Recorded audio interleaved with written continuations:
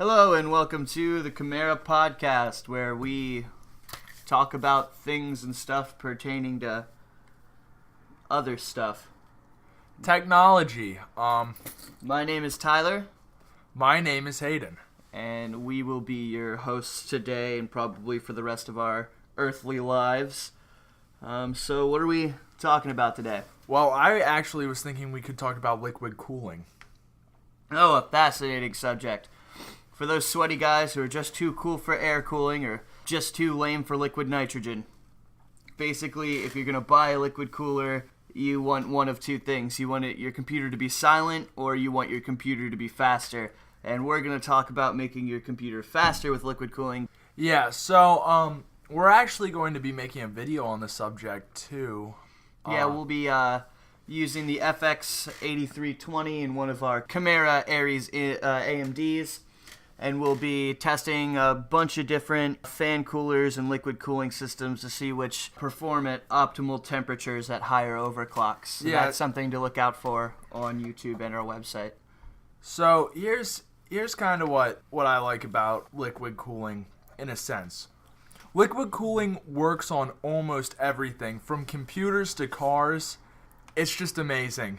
Obviously it's not going to get you the results that liquid nitrogen or liquid helium would get you, but not everyone is able to afford to use liquid helium and liquid nitrogen on a daily basis. I think you also need like special licenses to handle that stuff, and that's not like the average consumer isn't going to wake up one day and be like, I should use liquid nitrogen to fuel my computer. I'll just hire a slave to constantly pour it in while I'm playing Battlefield.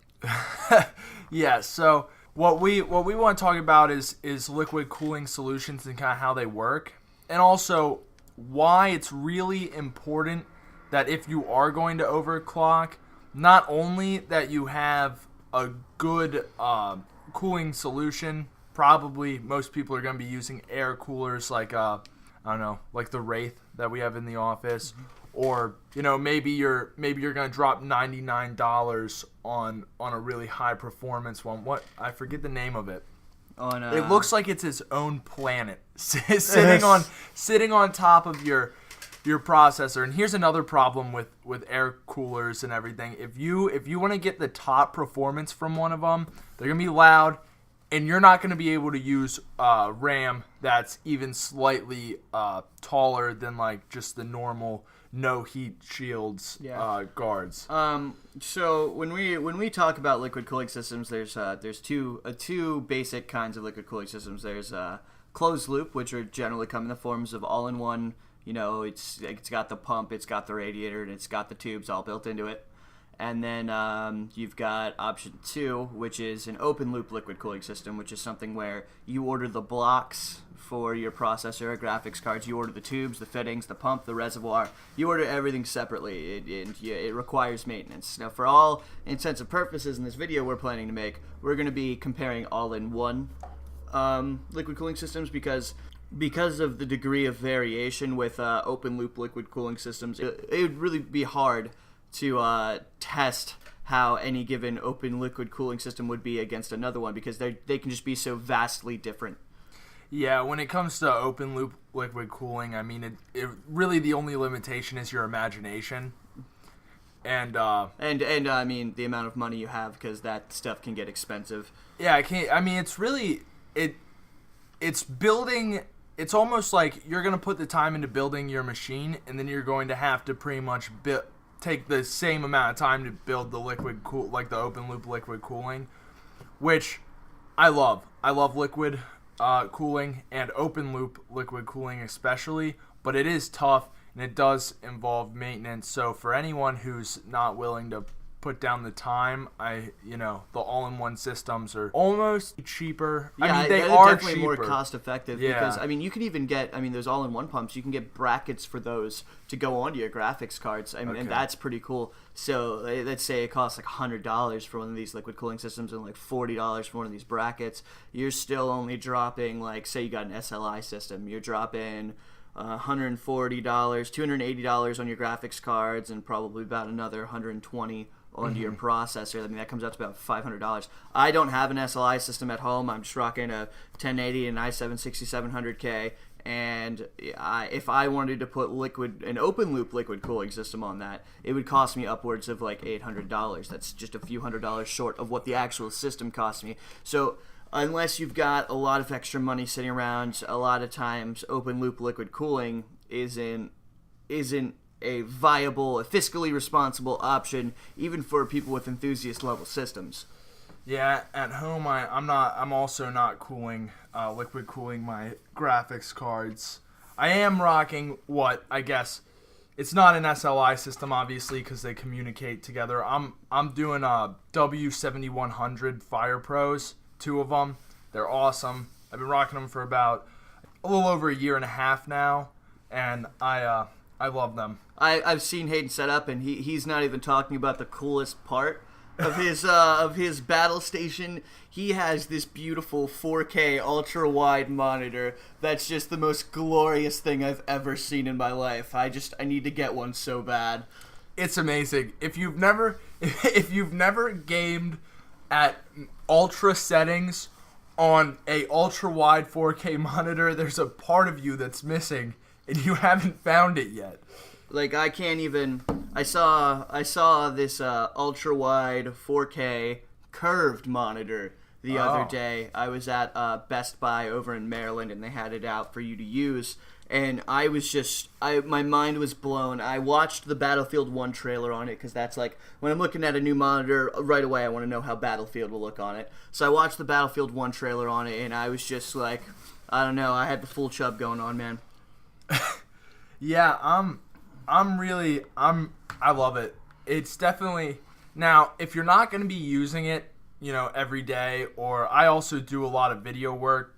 That's what I mainly do. So having the ultra wide is awesome because not only can I run After Effects on the same monitor as I'm running Premiere, but I can also, Fallout 4 doesn't take up the entire screen, so I can always edit and during a render go over and start playing Fallout 4.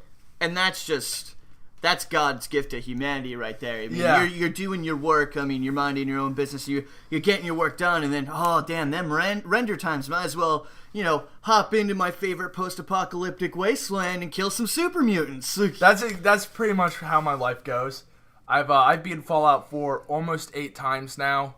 Still enjoying it. I beat New Vegas 13 times. Fallout's my favorite franchise of all time. I'm terrible at shooters though. So normally I'm the melee guy. Yeah, I'm always on the exact opposite end of that spectrum. I will be Elder Scrolls all the way, except for Elder Scrolls Online. From this point forward, we'll never mention that name again. Still upset. I'm still upset. But, I mean, Skyrim, I've dropped something like almost 1,800 hours into. Wow. That's like 60 days or something like that. So now that we've mentioned our credentials with this liquid cooling and why we use the liquid cooling solutions that we do, let's kind of talk about drawbacks if we can really think of any. Drawbacks of liquid cooling, I mean, there's the first one, and it's obvious. It's more expensive than air cooling. It will always be more expensive than air cooling. But you have to take into account that though that extra 20, 30, maybe 40 or more dollars is getting you better performance if you're overclocking faster speeds, and it's making your computer a hell of a lot less noisy. So you have to look at those advantages and see if that fiscal disadvantage is worth it to you. I mean, what's it actually worth to you? Yeah, and also, while we're talking about having better performance and everything, sometimes you can actually expand the lifetime of your processor. And obviously that's if you're not overclocking it constantly all the time, which I tend to be doing. But the lifespan of your processor can expand if you're not abusing it a ton. Yeah, because I mean the lifespan of your processor is directly related to the heat that it's put on a regular basis. So the cooler you're running that processor, generally the longer it's gonna last. Like myself, my first ever system was an FX system, had an AMD FX processor. I think it was a 6-core. And I had it overclock. Its base clock was like 3.5 gigahertz, and I was running it on air cooling at like 3.8 to 4.0 gigahertz at all times, not even taking into account that the heat it was producing, it was like running like constantly at like 100 degrees Celsius, was destroying it. I mean, I'm pretty sure it bummed out like 6 to 8 months after I got it. And that's not AMD's fault. That was just me being an inexperienced plebeian scumbag. Yeah, and I've never had this issue. I wasn't really running my first processor that hard. I went in and I bought myself a beautiful i7, and it was magnificent, and I fried it in a completely different way. I destroyed it while putting it into my system, because I built my first system on carpet. Oh. Yeah, You always gotta look out for that ESD, man. I was able to return it, and that's when I really started getting into builds and stuff. I was able to return it and get a new one, because I said it came destroyed. But and some customer service reps are just absolutely the dumbest people you'll ever meet. yeah, so then I got a new one. I decided that, you know what, I'm gonna build it on a wood table. I'm gonna make sure I'm grounded, and I did that. I did research and I built it. But now I'm actually rocking an 8-core Xeon, which I love. Absolutely unnecessary. Oh, it's completely unnecessary. We actually here at Chimera, we built a dual 18-core running 3 Titan X's. Xeon. Dual 18-core Xeon, 3 Titan X's, 128 gigabytes of high-speed DDR4, all on, is that next? No, that's on Next 8 X99. It's a 2011 V3 motherboard, and it was just, it had an Intel like 2.5 terabyte SSD, a PCIe SSD. And not only was it an SSD, but this was one of the brand new ones that actually go into a DDR5 slot. Yeah, or PCIe slot, not DDR5. DDR5s, we're not there yet. We can hope. Sorry, it's a PCIe slot, and it was fully open loop, liquid cooled, and the thing was beautiful. We actually, and talking about this liquid cooling, we weren't gonna liquid cool it at first, but this thing was a beast and put off a lot of heat. It was basically like we had a heater built into the wall in our old office, but we never had to turn it on as long as our Titan machine was running, because this thing put out, like, I don't know, it made the room like a comfortable like 65, 68 degrees at all times. We never needed our heater. Yeah, and this was during winter. But then once we open loop liquid cooled it, it was a lot more quiet. It was beautiful. Now, it was in a Cosmos 2 case, so you couldn't actually see inside it unless you took the door off. But when you took the door off, you were expecting mist to pour out. Yeah. It wasn't that cold, but it was colder than the actual room itself. Fun fact about the Cosmos 2 case, if you're weak, don't ever buy one, because they weigh an actual ton. They're like 60 pounds of solid metal or something like that. Honestly, like, I love working on them. They make beautiful machines, beautiful, like, rugged, and they're perfect for large-scale builds. I mean, where you're using, like, large motherboards, like, it's an ultra tower, and it's got fan controllers on top. I mean, all these fancy bells and whistles. But if you do not have the strength to maneuver 60 pounds, it is going to be the longest build of your life. Yeah. So I'd go with something more lightweight. Now, it does have nice steel handles built into the top of it, but it is so cumbersome. We in our office space, we're on the second floor. We have an office on the first floor, and then we have to walk around and come up to the second floor, and we brought it up with us, and it was terrible. Yeah. We put it on our packaging scale in our warehouse, and this thing, once fully built, came out to 85 pounds. Crikey. It was terrible. And I was the only one in the office that day to carry it. That was before I figured out that we had a service elevator. Yeah. So that was like that was a blessing upon us when we realized that we have this little service elevator thing that's powered by a motor, and you just like pull a lever and it sends things up and down. And I've never felt lazier. I don't carry boxes up and down the stairs. I just use the service elevator. I still find myself forgetting, but that's just me. I barely make it here. Anyways. Yes. 9 o'clock, he says. I'll be there at 9 o'clock, he says. You know, an hour and a half later after 9 o'clock, and Hayden finally stumbles into the office and acts like he was here the whole time. This is not all the time, okay? Just the vast majority of it. All right, yeah, but so when we liquid cooled this machine, not only was it a lot colder, but it was so much quieter. That thing was loud. We had so many fans running in it. Oh yeah.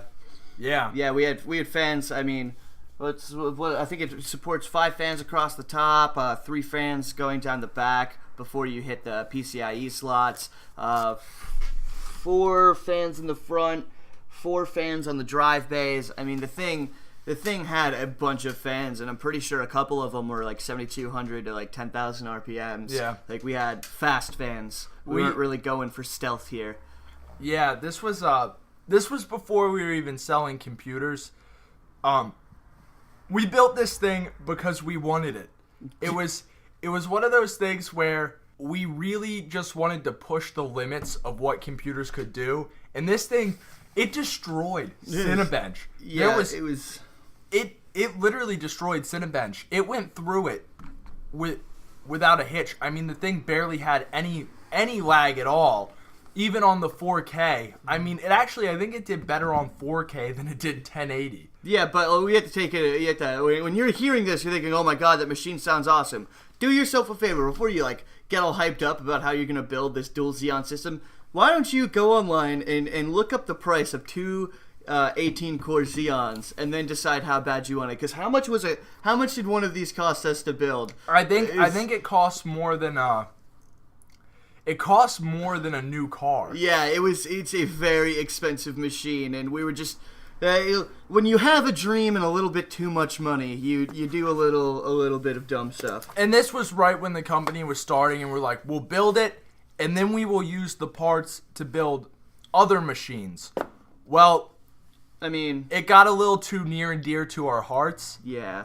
And that's about it. Yep, that's about it. It's ours now. It'll never leave the office. What we want to do is we want to turn it into a competition rig at one point, or maybe we're going to start bringing it. We're going to put it in a different case, in a different Ultra Tower that maybe we design and we build, because we have. That'll hopefully be lighter. We have. We actually did. We love this machine so much, and we made our own liquid cooling system, like our own open loop liquid cooling system. We designed brackets, we designed reservoirs, and we're actually getting it made.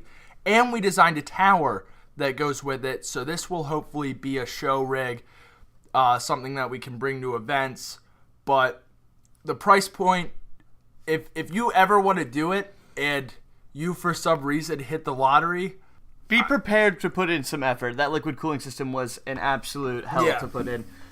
Yeah, I mean, I really hope our next case is a little lighter, because if we put this thing in your Jeep, you're gonna lose the last few miles per gallon you have. This is true. It's just you're gonna put gas in, you're gonna roll 5 feet out of our office's driveway, and your car's gonna stop, and you're gonna be like, oh well, you win some, you lose some. It's pretty much like carrying a giant metal person. Yeah.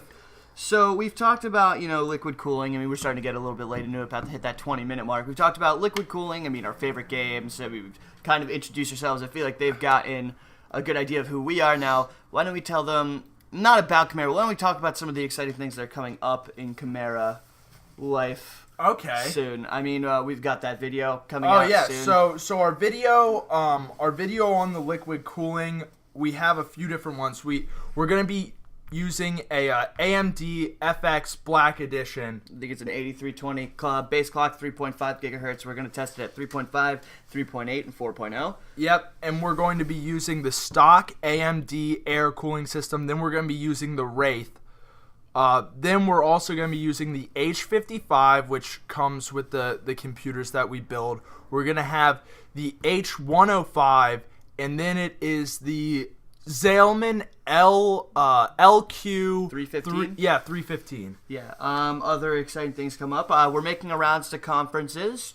Be sure to keep up on our website to see if you can catch us at any of your local conventions or conferences or business meetings. We're trying to get out there. We're putting out new blog posts like every day. We're really trying hard to get good content out for you guys. Be sure to like and follow us on Facebook and Twitter.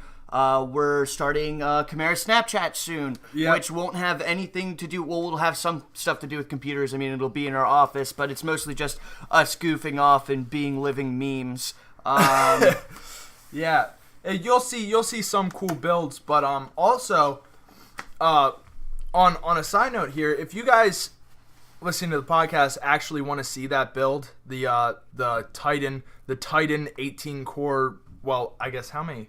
That's 36 cores. 36 and I'm core pretty piece. sure it's hyper threaded too. So Yeah. it's somewhere around like 64 cores, non-physical logical cores in this machine.